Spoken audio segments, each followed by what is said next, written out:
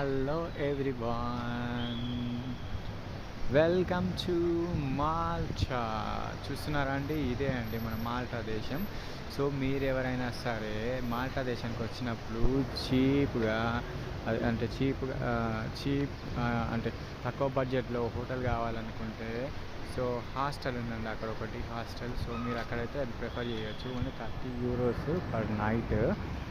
6 people, తర్వాత 12 people, 8 people dormitory అన్నట్టు అది.